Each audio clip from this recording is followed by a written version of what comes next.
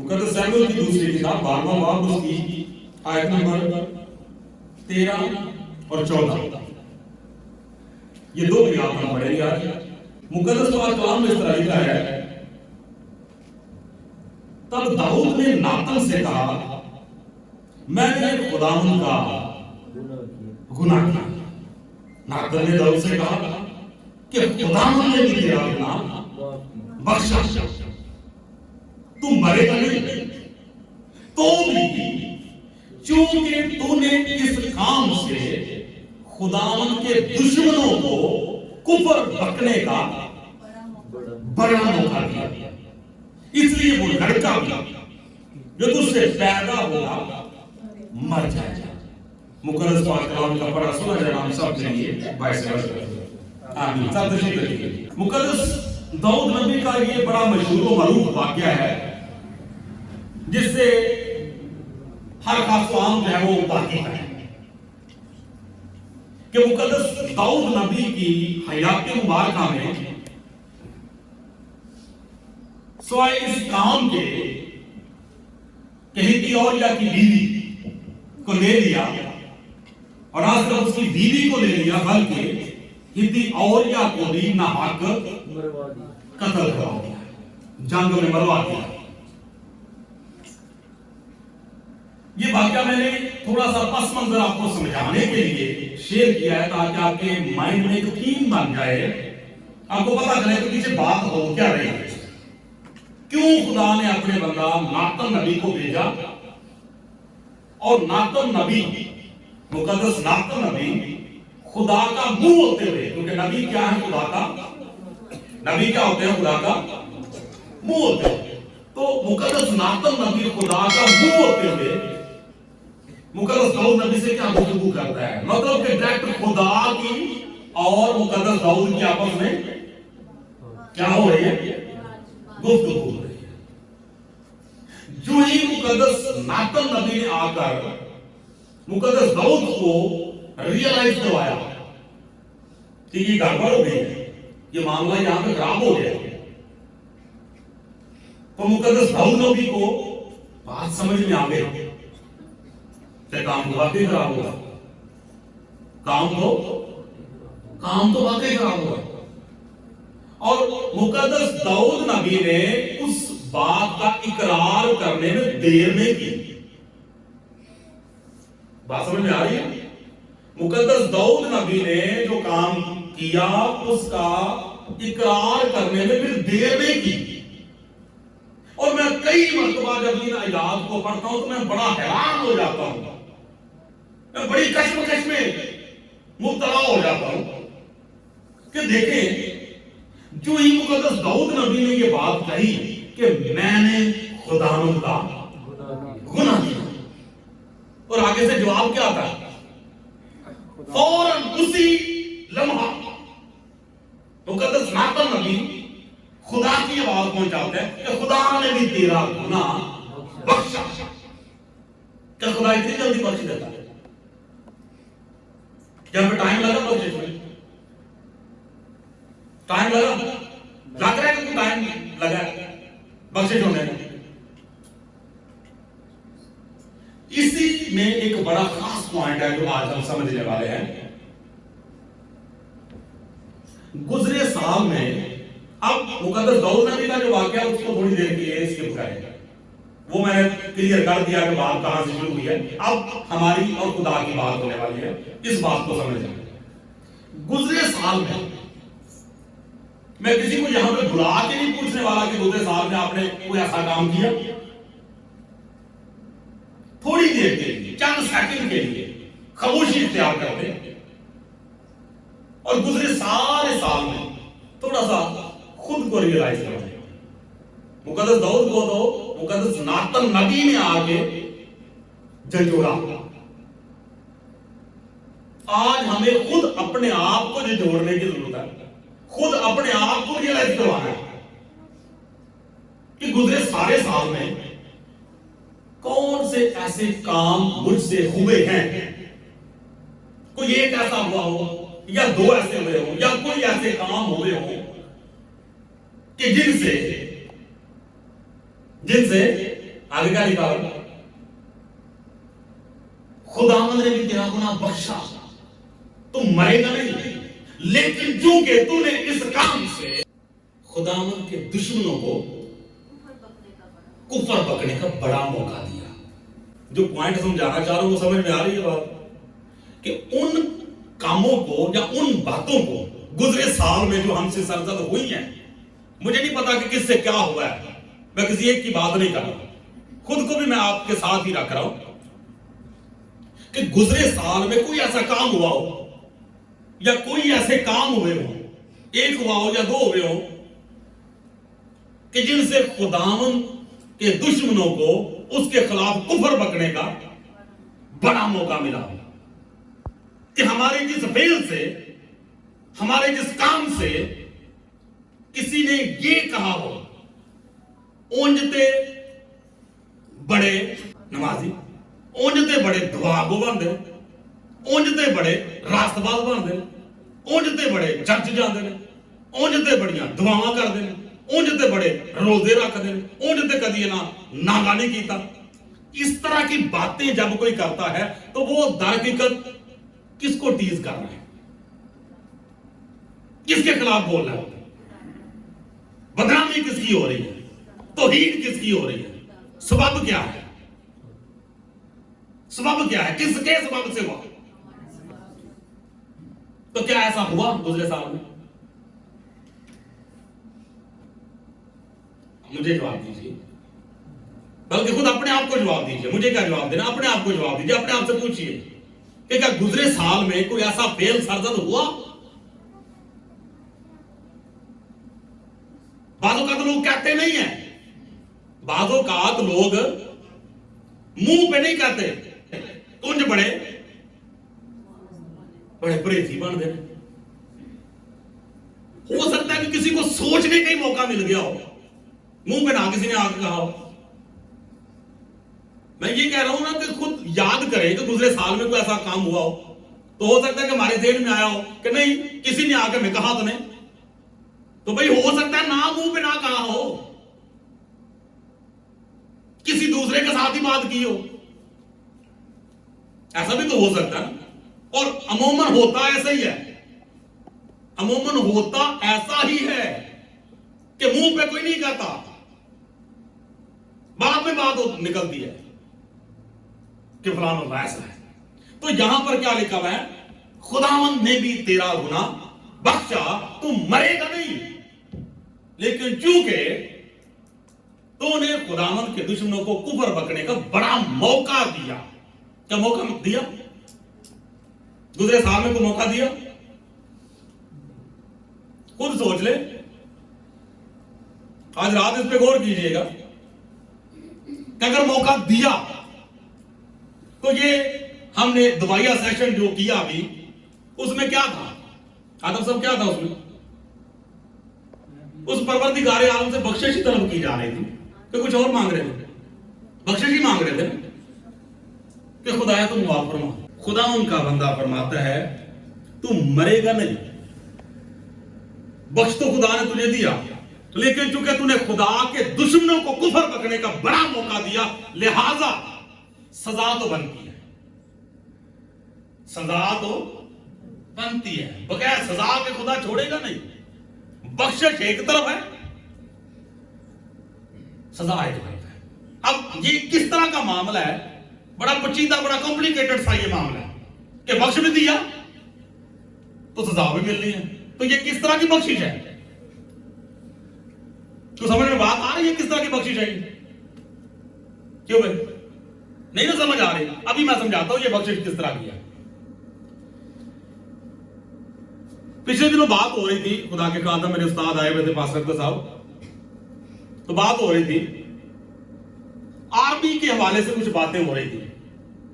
Army में जब कोई बड़ा अफसर, जब कोई बड़ा अफसर जिसको 2 फूल या 3 फूल लगे हो, वो जब कोई गलती करता है ना, वो जब कोई गलती करता है तो होता क्या है? होता यह है कि उसको मुआफी तो मिलती है लेकिन सजा भी मिलती है। सेम यही सिचुएशन होती है। उसको माफी कैसे मिलती है और सजा कौन सी मिलती है? अब इसको समझेंगे तो ये बात समझ में आ जाएगी। माफी उसको किस तरह से मिलती है कि उसको आर्मी में से किक आउट नहीं किया जाता, निकाला नहीं जाता कि छुट्टी फारगा तू। जिस तरह प्राइवेट जॉब्स में होता है ना कि गलती की और मालिक ने कहा चले छुट्टी, आइंदा नहीं आना आपने, वहां पे ऐसा होता नहीं है। माफी बख्शिश ये है कि उसको आर्मी में से निकाला नहीं। सजा उसकी ये है कि एक फूल उतर गया। अगर 2 थे तो 1 उतर गया, पीछे 1 रह गया। अगर 3 थे तो 1 उतर गया, पीछे 2 रह गया। अब ये बेइज्जती, ये इंसल्ट, आप मुझे बताएं उसके लिए क्या मायने रखती है कि जिस अफसर का फूल उतर जाए उससे पूछे कि ये हुआ क्या उसके साथ। बख्शिश भी हुई, सजा भी मिली। सेम यही सिचुएशन है यहां पर। तो खुदा ने क्या कहा? क्यों खुदा ने फौरन बख्श दिया? अब समझ में आई बात की। पहले मैंने पूछा कि इतनी जल्दी बख्शिश क्यों होगी भाई? फौरन खुदावंद के बंदे ने कहा मैंने खुदावंद का गुनाह किया। तो मुकद्दस नातन नबी कहते हैं खुदावंद ने भी तेरा गुनाह बख्शा। उसी टाइम उन्हीं पांव पे, उन्हीं कदमों में जवाब आ गया कि खुदावंद ने भी तेरा गुनाह बख्शा। तू मरेगा नहीं, तू नहीं मरेगा, क्योंकि तूने खुदावंद के दुश्मनों को इस काम से कुफर बकने का बड़ा मौका दिया, लिहाजा वो बच्चा जो तुझसे पैदा होगा वो मरेगा। ये सजा है। लिखा है कि खुदावंद का बंदा चला गया और जाकर जमीन पर बैठ गया। उसको बख्शिश भी समझ में आ गई, उसको सजा भी समझ में आ गई। अब हमारे मौजूदा दौर में इस तरह के रास्तबाज है, ना उनको सजा समझ में आती है ना उनको बख्शिश समझ में आती है कि हमारी सजा कहां पे है और हमारी बख्शिश कहां पे है। तो फिर भी उसी टक्कर पे, उसी रूटीन पे जो वो चल पड़ते हैं। कहां ठीक है, शुक्र है खुदावंद, बड़ी मौज लगी। मौज कैसी लगी है? ये खुदावंद का बंदा जिसकी बख्शिश हो गई है उससे पूछे कि मौज लगी है कि नहीं लगी। खुदावंद ने भी तेरा गुनाह बख्शा, तू मरेगा नहीं, वो बच्चा जो तुझसे पैदा हुआ वो मरेगा। और खुदावंद का बंदा चला गया और जाकर जमीन पर बैठ गया, दरवाजा बंद कर लिया। और कितने दिन बैठा रहा? 7 दिन। 7 दिन बैठा रहा खुदा के हजूर। किस लिए? हिद्दियोरिया को मरवा दिया, उसकी बीवी ले ली, उससे बेटा पैदा हुआ। अब वो बेटा जो है वो किस खाते में आ रहा है मुझे बताइए जरा। जायज है कि नाजायज है? नाजायज है ना। 7 दिन किसके लिए बैठा? तो बनता है। इसी बात को अपने ऊपर हम अप्लाई करते हैं। इसी बात को अपने ऊपर हम अप्लाई करते हैं। कई मर्तबा बहुत सारे ऐसे मामलात जिंदगी में होते हैं जो हमें पता होता है, कि ये किसी तरीके से भी खुदा की समझ में आने वाली बात नहीं है कि खुदा की समझ में आ जाए। हो सकता है कि एक दूसरे को हम वालवुल पा के, सादे लफ्ज़ में दसना, वालवुल पा के अगले बंदे को समझा लिए नहीं असल में साडा यह मतलब है, असल जान भी है। अगला बंदा भी जदों देखदा ना कि नहीं भई अपनी गल तो हारन वाला नहीं, वो आदा चलो ठीक है मान लेंगे। खुदा को किवें मनाओगे? खुदा को भी कहेंगे, खुदा को समझा लेंगे कि नहीं ऐसे नहीं ऐसे है, समझा लेंगे। एक हवाला मेरे साथ निकालिए जरा। बाद औक़ात हम लोग ना इस तरह की हरकत करते हैं, और कई मरतबा मैं ये चाहता हूँ कि इसमें मैं अलग मैसेज दूं, लेकिन आज चूंकि टॉपिक ऐसा है तो उसमें मुझे ये याद आ गया। इमसाल की किताब निकाले जरा, अभी पिछले दिन में ये पढ़ रहा था। तो इस हवाले में हमारी उस फितरत को बड़े सादे से अल्फाजों में खुदावंद के कलाम में बयान किया गया है। उसमें लिखा यह है कि अगर तू ये कहे कि मुझे मालूम ना था, अगर तू कहे कि मुझे मालूम ना था, तो क्या दिलों के भेद जानने वाला खुदा जो दिलों और गुर्दों को जानता है इस बात को नहीं समझता कि तेरे अंदर क्या फिल्म है? बातों का हम लोग ये कहते हैं ना कि नहीं नहीं हमें पता नहीं थी है। चले इंसान को तो हम लोग ये कह के टाल देंगे, खुदा को कैसे टालेंगे? खुदा को तो नहीं टाल सकते। तो कहने का मेरे से तो मतलब यह है कि कई मर्तबा इस तरह से होता है कि हम अपनी जिंदगी में बहुत सारे ऐसे कामों, बहुत सारी ऐसी चीजों के लिए या खुदा के हुजूर जिद लगा के बैठे होते हैं। हाँ, फिर उसमें हमें ये भी पता होता है कि हम इस मकसद के लिए किसी दूसरे को दुआ का भी नहीं कह सकते। 24वें बाब की प्रार्थना। शाबाश। हम इस बात के लिए किसी दूसरे को भी दुआ की दरखास्त नहीं कर सकते। कई मरतबा इस तरह के काम होते हैं, लेकिन पर्सनली खुदा दे नाल आडा लाग बैठे होने उसे काम आते। समझ आ रही बात नहीं? ये कोई किताबी बातें नहीं मैं कर रहा, ये इंसानी फितरत है जो मेरी समझ में आती है बातें कि पर्सनली जो है खुदा दे नाल आडा लाग बैठे होने किसी पादरी को नहीं कह सकते, क्योंकि पता होता है कि अगर खादम से बात की तो समझे कि हलक से निकली खलक ने सुनी। बात निकली, पादी साहब से पूछा तो पादी साहब ने आगे से वाले देना शुरू कर दिया, नहीं नहीं नहीं नहीं ये काम तो ठीक ही नहीं। तो बेहतर ये है कि पर्सनली दुआ करें, खुदा के हुजूर रोजा रखें। किस लिए? जायज के लिए कि नाजायज के लिए? कितने दिन बैठे तो बाद में लड़का मरा के बच गया, मर गया। इसी तरह हमारे भी बहुत सारे इस तरह के, असल में ये जो लड़का है ना ये गुनाह गुजार कर रहा है। बातों का ऐसे नाजायज कामों के लिए हम खुदा के दूर जाए वो जिद लगा के बैठे रहते, लेकिन आखिर होता वही है जो मुकद्दस नातन नबी ने फरमा दिया कि क्योंकि तूने दुश्मनों को मौका दिया है इसलिए जो बच्चा तुझसे पैदा हुआ है वो मरेगा। मैंने खुदावंद का गुनाह किया, खुदावंद ने भी तेरा गुनाह बख्शा, तू नहीं मरेगा। लेकिन होगा क्या? फूल उतर गया, फूल उतर गया। कैसे उतरा? खुदावंद के कलाम में आगे लिखा हुआ है, चूंकि तूने ये काम किया है बच्चा तो मरेगा। अब फूल भी उतरने लगा, बच्चा तो मरेगा, लेकिन चूंकि तूने ये किया है अब ये तलवार और शर तेरे घर से कभी जुदा नहीं होगी। मैं इस शर को जो तूने छुप के किया है तेरे घर से उठाऊंगा। और निकला वो मामला, घर से ही निकला। बच्चों में ये फेल सरजद हुआ। आज बहुत सारे खानदान जो है वो तबाहियों का शिकार हो जाते हैं। क्यों? यही वजह होती है जो खुदा के कलाम में लिखी है। तो इसलिए मेरे अजीजों, ये साल की आखिरी रात है, चंद मिनट बाकी रह गए हैं, 15 मिनट रह गए हैं, 14 मिनट। अब हम दुआ में ठहरेंगे, दुआया सेशन का फिर आगाज करेंगे। तो क्या लगता है कि हमें क्या करना चाहिए? ये नया साल जो हमारी जिंदगी में आने वाला है, इससे पहले पहले हमें क्या करना चाहिए? नंबर 1 कि गुजरे साल में जो ऐसे काम, जिस बात पे आज फोकस है, जितने ऐसे काम हमसे जाने अनजाने में दानिस्ता तौर पर या ना दानिस्ता तौर पर सरजद हुए हैं, जिनसे हम समझते हैं कि लोगों को कुफर बकने का मौका मिला, किसके खिलाफ? खा उन्होंने हमारे मुंह पे कहा या नहीं। हो सकता है कि उन्होंने अपने तौर पे सोचा हो या लोगों ने आपस में गुफ्तगू की हो। अगर लगता है तो खुदावंद के हुजूर उन तमाम बातों का इकरार कीजिए और आइंदा आने वाले साल में कोशिश करनी है कि खुदा के दुश्मनों को कुफर बकने का मौका मिले। बस ये आज का खास मैसेज है।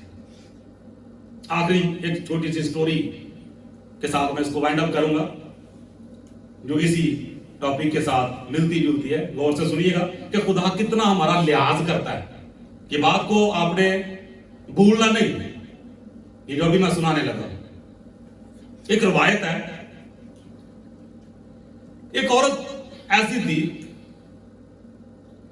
कि जो बहुत मतलब बदकार कह ले, बदफेल कह ले, बदचलन कह ले, रवायत है कि मुकद्दस मूसा जा रहे थे, रास्ते में उससे मुलाकात होती है और वो ये कहती है, क्या खुदा ताला के बंदे, खुदा के नबी, मैं बड़ी गुनाहगार औरत हूं, क्या मेरे लिए भी खुदा के हजूर कोई बख्शिश है? तो मालिक से पूछे, आप खुदा के रूबरू बातें करते हैं तो मेरा सवाल लेकर जाएं कि मेरे लिए भी कोई बख्शिश है। मुकद्दस मूसा फरमाते हैं ठीक है। जाके बारी ताला के हजूर उस अर्ज को रखा तो खाल के कायनात ने फरमाया कि हाँ कोई मसला नहीं, आ गई है तो बस ठीक है, माफ कर दूंगा मैं, बख्शिश हो जाएगी।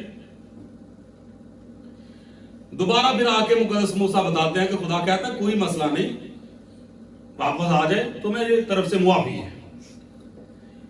वो कहती है कि नहीं ऐ खुदा के नबी, मैं आपकी सोच से भी ज्यादा, आपकी सोच से भी ज्यादा बदकार। ये पूछे कि मैं इतनी बदकार हूं कि आप सोच भी नहीं सकते। मुकद्दस मूसा फिर जाते हैं, फिर खुदा से पूछते हैं। खुदा ने फरमाया कि नहीं, तेरे गुनाह चाहे होर की उनसी बर्फ की माने दो दूंगा मैं। ये गीत गाते ना।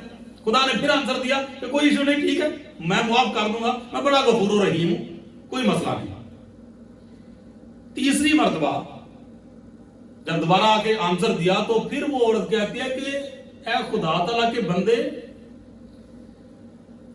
मैं आपको बता नहीं सकती कि मैं कितनी मतलब इस काम में मुलव्वस हूं, इस कदर के मैंने अपने बेटे के साथ बात फैली की है। ये पूछ गया कि माफी हो सकती है कि नहीं। फिर मुकद्दस मूसा जाते हैं और खुदा से पूछते हैं कि जी उस औरत ने कहा कि मैंने अपने बेटे के साथ बात फैली की है, अब मेरी माफी है कि नहीं? खुदा ने कहा नहीं, अब नहीं होगी। अब क्या मतलब, क्यों? पहले क्यों खुदा माफ करता रहा कि कोई मसला नहीं, खैर। अब खुदा ने कहा नहीं माफी होगी, क्यों? खुदा को पता चला था, खुदा को पता चला कि ये मसला है, किसकी माफी मांग रही है वो, पता था ना, पहले क्यों माफ करता रहा? फिर बात समझ में आ रही है क्या कहना चाह रहे? बात इसमें यह है कि इंसान कुछ भी करे, जब तक वो चीज खुदा और उसके दरमियान रहती है, खुदा की तरफ से उसके लिए बख्शिश है।